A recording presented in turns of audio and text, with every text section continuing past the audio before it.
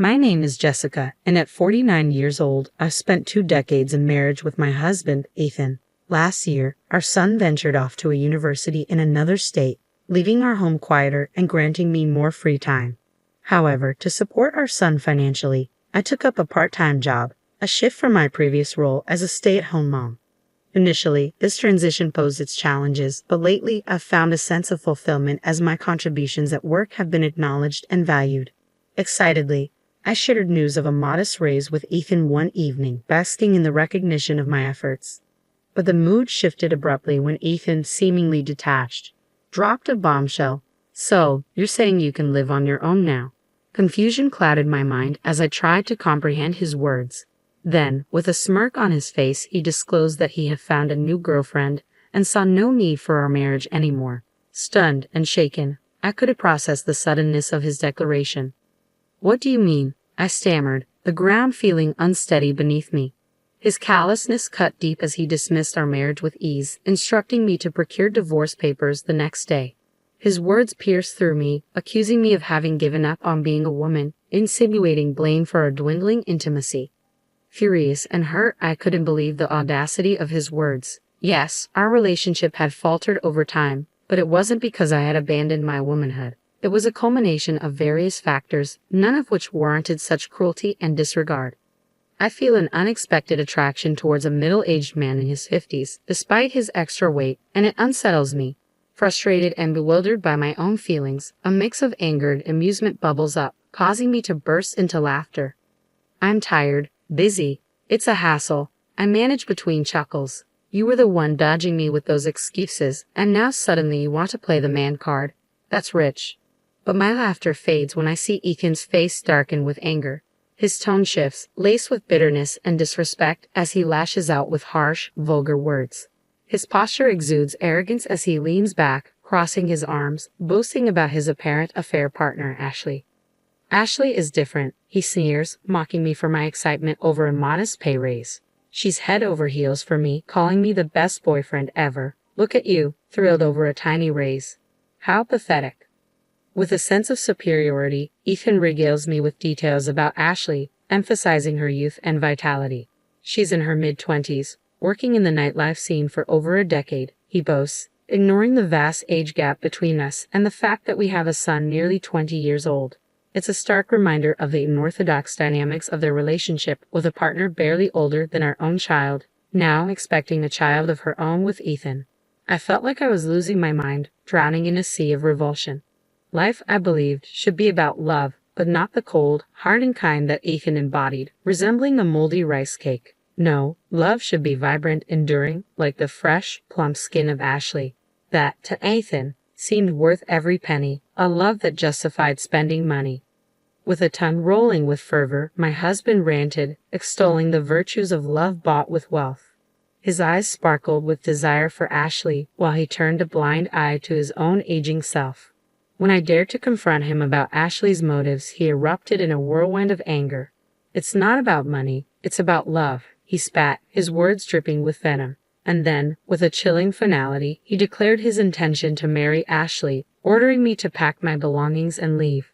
His callousness stunned me into silence, leaving me speechless and incredulous. Yet, amidst the chaos, a realization dawned upon me. The last time Ethan had uttered the word love to me felt like eons ago. I couldn't help but find the situation absurd, for I knew, with time, Ethan's fervor for Ashley would wane just as his affection for me had dwindled.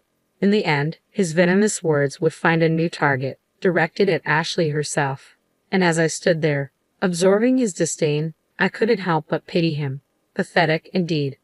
I should have seen the signs long before we exchanged vows. Reflecting on our marriage, I realize I've carried the burden of housework and childcare alone, while my husband never lifting a finger to help, only offered criticism for what I hadn't done. In those days, appreciation or affection were foreign concepts, and now he's discarding me for a younger woman after all my efforts. It felt surreal, like a decision born of madness, yet Ethan dismissed my protests as mere bitterness. "No problem," he shrugged, casually mentioning paperwork for our separation to be done on his next day off before retreating into his room. For days, I wrestled with sleepless nights and tears of frustration, though outwardly, I maintained composure. Then on his next day off, my husband brazenly invited his new flame to our home. "Hello, Ethan's ex," she greeted me with a smirk, casually lounging on our sofa. Ashley, as she introduced herself, exuded confidence, flaunting her smooth skin and bold attire. Her occupation in the nightlife scene was evident in her flashy makeup and revealing attire, leaving me unsure where to direct my gaze. Despite her overt display of allure, I sensed a lack of genuine affection for my husband. If my intuition served me right, her intentions were far from sincere. Prepared for divorce, I confronted her, initially resigned to the inevitable. Yet something about her demeanor set off alarm bells. "Ashley, did you pursue a relationship with Ethan fully aware of his marriage?" I inquired, hoping for some semblance of understanding. She laughed dismissively. "I'm not naive, old lady," she sneered, her condescension palpable. "You're the one who's being replaced. Ethan and I are headed towards a civil arrangement." Her arrogance grated on me, but I maintained my composure, revealing the recorder hidden in my pocket.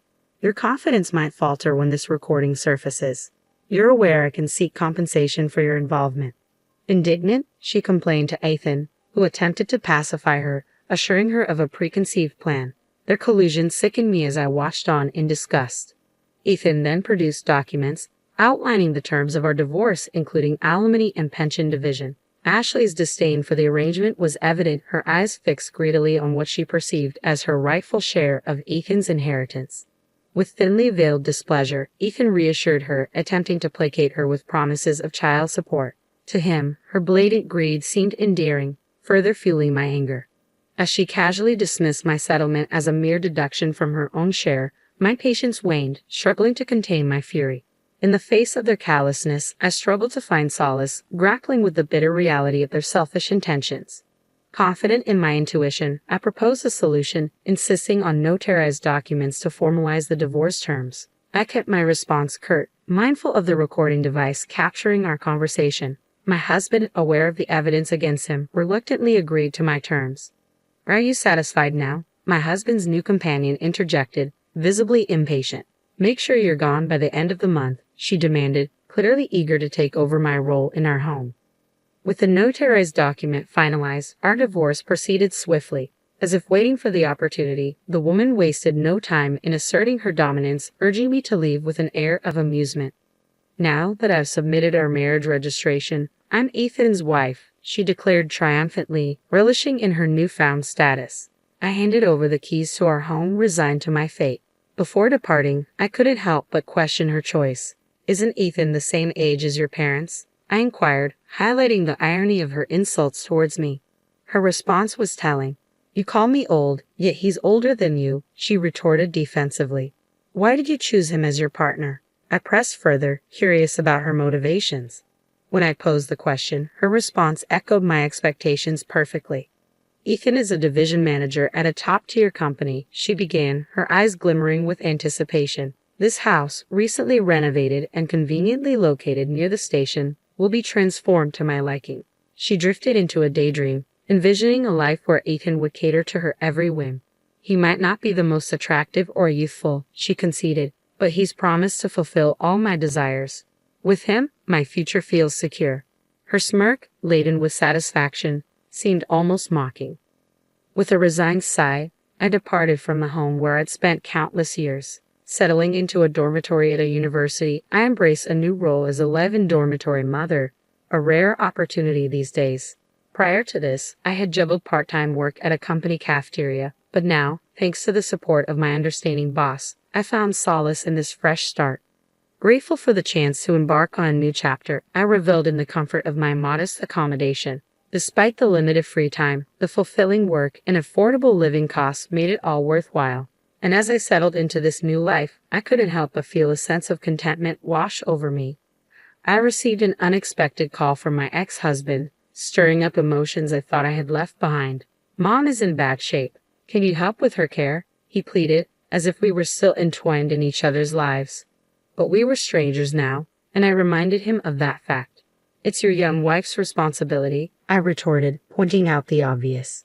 His explanation, that Ashley was pregnant and Mom's dementia made her prone to violent outbursts, sounded like twisted logic to me. "So it's okay for her to throw things at me?" I countered, refusing his request without hesitation. Don't call me anymore, I snapped, cutting off any further discussion.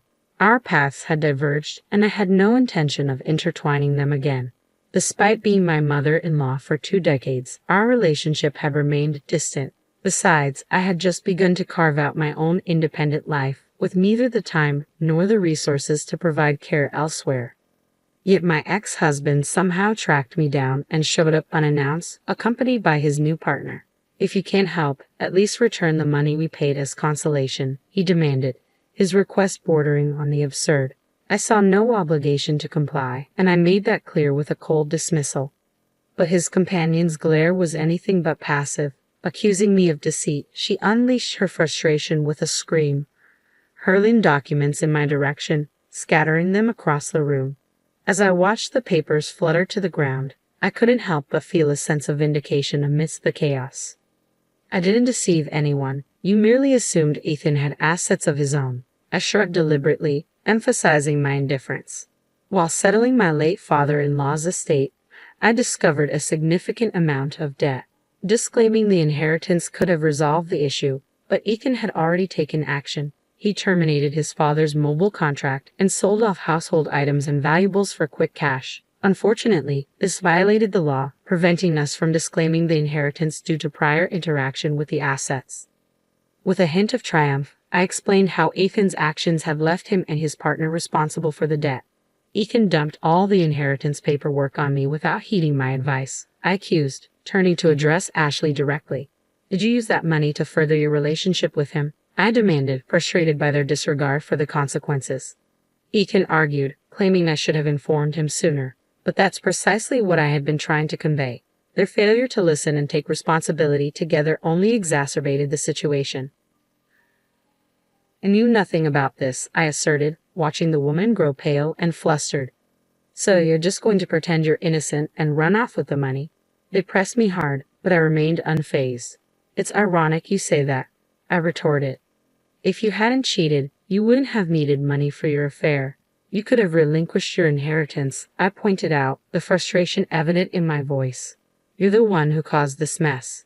He groaned and retreated while I turned my attention to Ashley. You knew he was married, pursued him for his assets, had a child, and then kicked me out. This is the position you wanted, isn't it? I admonished, feeling a surge of anger. And as for you, I continued, addressing my ex-husband, remember the notarized divorce documents. I received alimony, pension division, and child support from Ethan. But beyond that, I can also claim alimony from you. Her disbelief turned into insults, but I stood my ground.